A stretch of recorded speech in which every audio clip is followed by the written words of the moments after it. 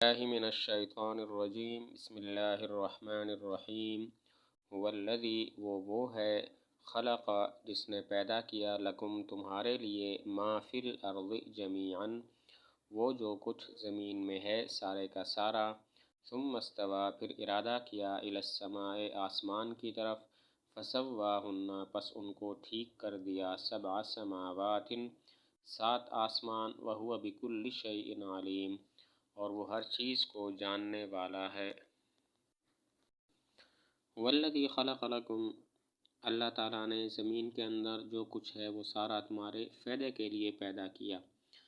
اس میں دنیا کا بھی فائدہ ہے اور آخرت کا بھی فائدہ ہے۔ دنیا کا فائدہ تو ظاہر ہے کہ ساری دنیا کی چیزیں نفع مند ہیں بالواسطہ یا بلا واسطہ، اور آخرت کا فائدہ اس طرح ہے کہ دنیا کی چیزیں دیکھ کر انسان عبرت حاصل کر سکتا ہے۔ اللہ تعالیٰ نے زمین کے اندر جو کچھ بھی ہے وہ تمہارے فائدہ کے لیے پیدا کیا، اس میں فائدہ ہے دنیا کا بھی اور آخرت کا بھی۔ دنیا کا فائدہ تو ظاہر ہے کہ انسان زمین کی چیزوں سے نفع حاصل کرتا ہے بالواسطہ یا بلا واسطہ، اور آخرت کا فائدہ اس طرح ہے کہ دنیا کی چیزوں سے انسان عبرت حاصل کر سکتا ہے۔ ثم استوى إلى السماء پھر آسمان کی طرف متوجہ ہوا، یعنی آسمان بنانے کا ارادہ کیا۔ یہاں پر ایک سوال یہ ہوتا ہے کہ اس آیت ثم استوى إلى السماء سے معلوم ہوتا ہے کہ زمین پہلے پیدا کی اس کے بعد آسمان بنائے، جبکہ دوسری آیت والارض بعد ذلك دحاها اس سے معلوم ہوتا ہے کہ آسمان کو پہلے پیدا کیا اور اس کے بعد زمین کو بنایا۔ سوال ہوتا ہے اس آیت سے معلوم ہوتا ہے زمین پہلے بنائی، ثم استوى إلى السماء آسمان بعد میں بنایا، جبکہ ایک اور آیت والارض بعد ذلك دحاها اس سے معلوم ہوتا ہے کہ آسمان پہلے بنایا اور اس کے بعد زمین کو بچھایا، زمین کو بنایا۔ تو مفسرین نے تطبیق یہ دی ہے کہ اللہ تعالیٰ نے پہلے زمین بنائی، پھر اس کے بعد آسمان بنایا، پھر اس کے بعد زمین کو بچھایا۔ اللہ تعالیٰ نے پہلے زمین بنائی، ثم استوى إلى السماء پھر آسمان بنایا، والارض بعد ذلك دحاها اس کے بعد زمین کو بچھایا، یعنی پہلے زمین کا مادہ پیدا کیا تھا۔ زمین کو بچھانا آسمانوں کی تخلیق کے بعد ہے۔ فسواہن 7 سماوات پھر ان کو ٹھیک کیا 7 آسمان، یعنی 7 آسمان برابر پیدا کیے، ان میں کوئی رخنا اور کوئی دراڑ نہیں ہے۔ پھر ان کو ٹھیک کیا 7 آسمان، یعنی 7 آسمان برابر پیدا کیے، ان میں کوئی رخنا نہیں ہے، ان میں کوئی شگاف اور دراڑ نہیں ہے۔ یہاں پر سوال ہوتا ہے کہ السماء مفرد ہے اور ہنہ ضمیر جو السماء کی طرف راجع ہے یہ جمع ہے، تو راجع مرجع میں مطابقت نہ ہوئی۔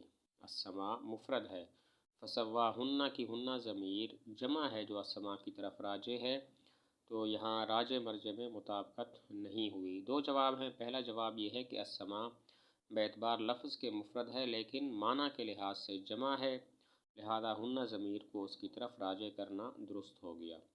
دوسرا جواب یہ ہے کہ ہنہ ضمیر مبہم ہے، کسی کی طرف راجع نہیں ہے، اور 7 سماوات اس ضمیر مبہم کی تفسیر ہے۔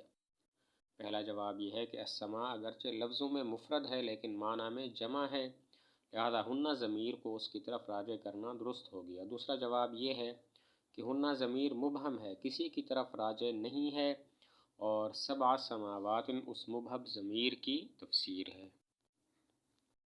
وَهُوَ بِكُلِّ شَيْءٍ عَلِيمٌ اور وہ ہر چیز کو جاننے والا ہے۔ یہ ماقبل کے لیے علت اور دلیل ہے کہ چونکہ اللہ تعالیٰ اشیاء کی حقیقت کو جانتے ہیں، اسی وجہ سے ہر شے کو کامل اور احسن طریقے سے پیدا فرمایا۔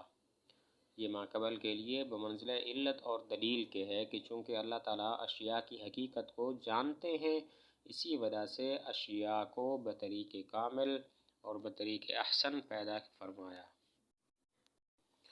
وَإِذْ قَالَ اور جب کہا ربک تیرے رب نے للملائکۃ فرشتوں کو، انی جاعل کہ بے شک میں بنانے والا ہوں، فی الارض زمین میں خلیفتاً ایک خلیفہ، قالوا تو انہوں نے کہا اتجعل کیا آپ بنائیں گے، فیہا اس زمین میں، من یفسد فیہا اس کو جو فساد مچائے گا اس میں، وَيَسْفِكُ الدِّمَاءَ اور بہائے گا خونوں کو، وَنَحْنُ حالانکہ ہم نُسَبِّحُ تسبیح کرتے ہیں، بِحَمْدِکَ تیری تعریف کے ساتھ، وَنُقَدِّسُ اور پاکی بیان کرتے ہیں، لَکَ تیری، قال اللہ تعالیٰ نے فرمایا، انی بے شک میں اعلم جانتا ہوں، ما لا تعلمون وہ بات جو تم نہیں جانتے۔ وَإِذْ قَالَ رَبُّكَ ایک اور نعمت بیان فرماتے ہیں کہ اے محمد صلی اللہ علیہ وسلم آپ اس وقت کو یاد کرو جب آپ کے رب نے فرشتوں کو یہ کہا تھا، انی جاعل فی الارض خلیفہ، میں زمین میں خلیفہ بنانے والا ہوں۔ یہاں پر خلیفہ سے مراد حضرت آدم علیہ السلام ہیں، اور ان کا اللہ تعالیٰ کا خلیفہ ہونا اس کا مطلب یہ ہے کہ وہ احکام الہیہ اور ضابطے جاری کرنے میں اور بندوں کو ہدایت کرنے میں اور انہیں اللہ تعالیٰ کی طرف دعوت دینے میں اور قرب کے مراتب پر فائز کرانے میں اللہ کے خلیفہ تھے۔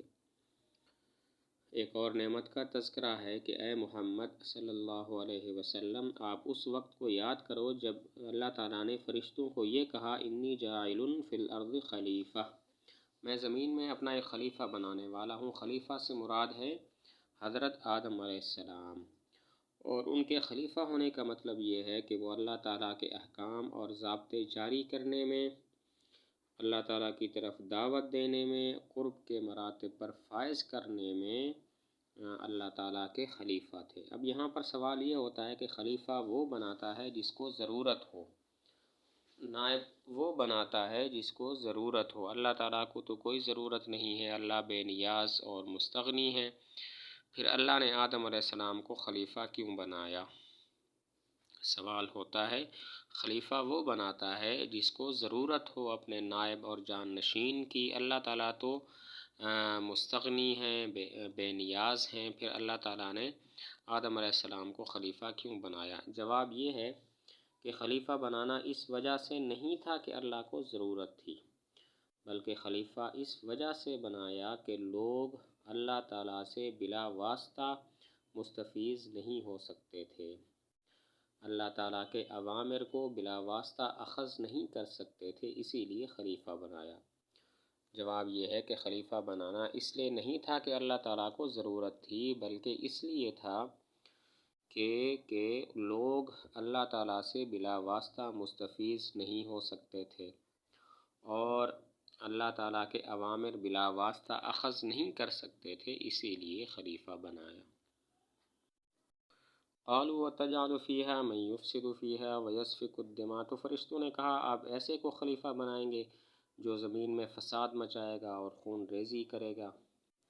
یہاں پر دو سوال ہیں۔ پہلا سوال یہ ہے کہ فرشتوں نے یہ بات کیوں کہی؟ فرشتوں کی تو شان ہے، بل عباد مکرمون، ان کو جو بات کی جائے بس اسی کی بندگی کرتے ہیں اور وہ کوئی اعتراض نہیں کرتے، تو پھر انہوں نے یہ سوال کیوں کیا تجعل فیہا؟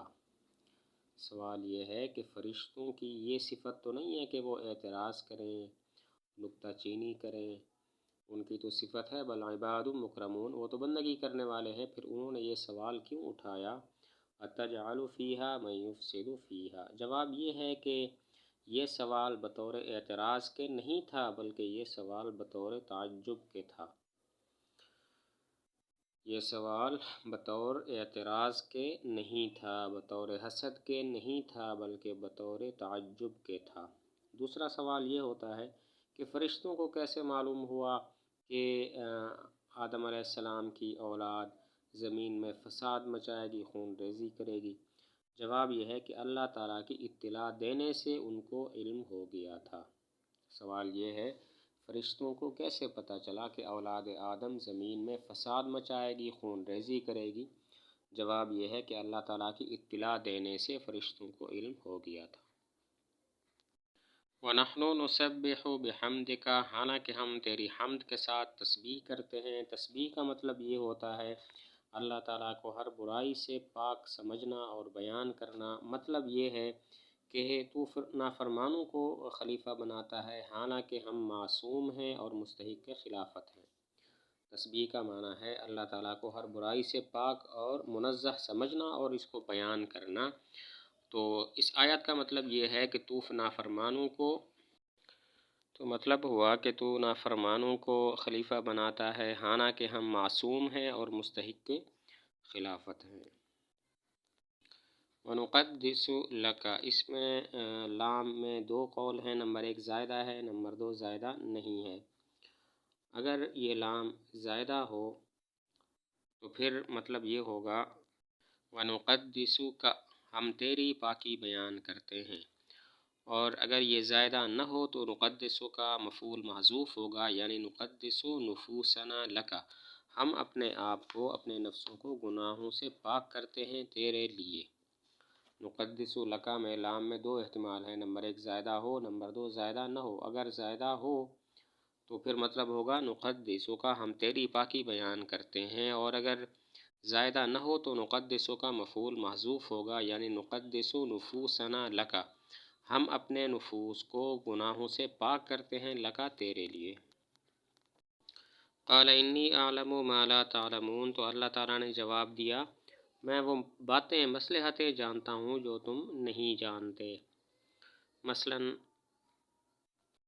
بعض کے دلوں میں اللہ تعالیٰ اپنی حقیقی محبت اور امانت رکھیں گے، جس کی وجہ سے انہیں معیت ذاتیہ اور محبوبیت خالص عطا ہوگی، یہ باتیں فرشتے نہیں جانتے تھے۔